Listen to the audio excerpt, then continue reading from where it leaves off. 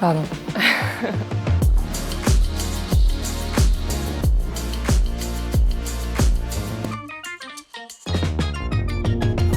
Marussia Blétrac, je suis une jeune réalisatrice scénariste et j'ai réalisé, scénarisé et monté le film L'Appel, qui est mon premier court-métrage. Pour répondre un peu à un sentiment d'urgence, j'ai voulu réaliser ce premier film et qui veut représenter différemment les personnes, en tout cas un personnage aidant. Le pitch de L'Appel, c'est qu'Alex est à l'anniversaire d'un ami. Elle reçoit un appel de sa sœur et elle doit la garder au téléphone le plus longtemps possible.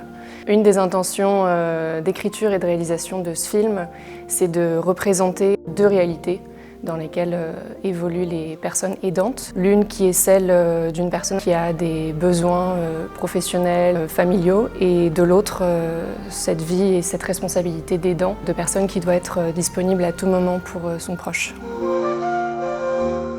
J'espère qu'avec ce film, en représentant l'envers du décor, j'invite à la bienveillance dont on a vraiment besoin aujourd'hui.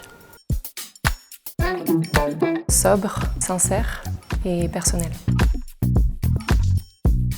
Humble, personnel, qui participe à des contre-récits. Alice Diop, Molly Manning Walker qui a réalisé How to Have Sex. Aujourd'hui, le duo de Lisa Coca et Roman Guéret. Persévérant, être bien entouré pour pouvoir être dans le dialogue et faire confiance à son équipe et à ses comédiens, prendre du plaisir. L'actrice principale est formidable. C'est un regard dont on n'a pas l'habitude et qui, j'espère, contribue à déconstruire des systèmes de représentation qui participent à des violences vécues par les personnes concernées par la santé mentale. C'est un film aussi qui, j'espère, est fait avec beaucoup de sincérité, donc qui partage beaucoup d'émotions fortes. I'm Good, Thanks, qui est le dernier court-métrage de Molly Manning Walker.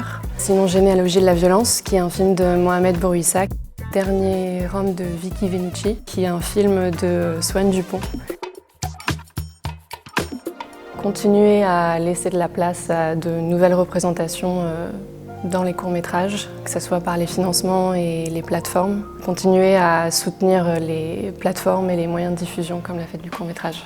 La fête du court-métrage, c'est du 25 au 31 mars, partout près de chez vous.